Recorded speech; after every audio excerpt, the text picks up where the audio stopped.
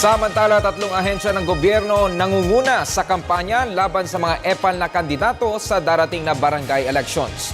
Ang detalye sa ulat ni Edith Isidro ng PIA Davao.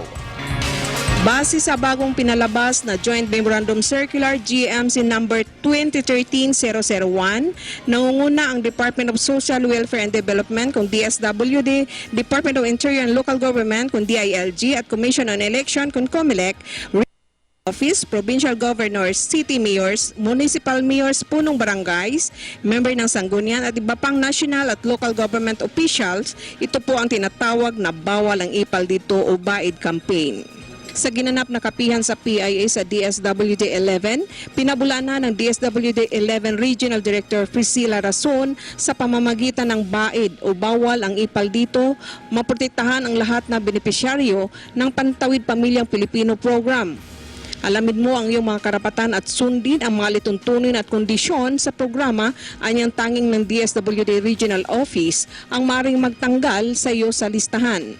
Sa pamamagitan ng Compliance Verification System kung CBS, minumonitor ng Municipal Link sa pagipagtulungan ng mga guro at health workers ang pagsunod ng tinatakdang alituntunin ng programa.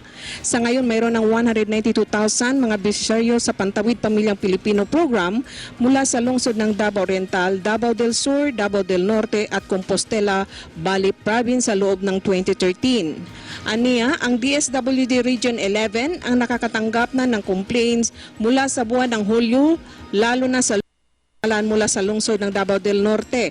Sinabi ni Rason na malinaw ang paglabag sa kondisyon at alituntunin ng programa ang makapag-alis ng benepisyaryo sa listahan. Anumang pananakot, pagdidikta o maling impormasyon na ikaw ay tanggalin sa listahan kung hindi mo ibubuto ang sinumang politiko ay dapat isumbong sa DSWD o sa DILG at COMELEC. Well, BAID stands for Bawal ang Epal Boto campaign. So this aims to protect the integrity of the program of the department, the Pantawid Pamilyang Pilipino Program, and also to protect our beneficiaries from partisan politics or from politicking.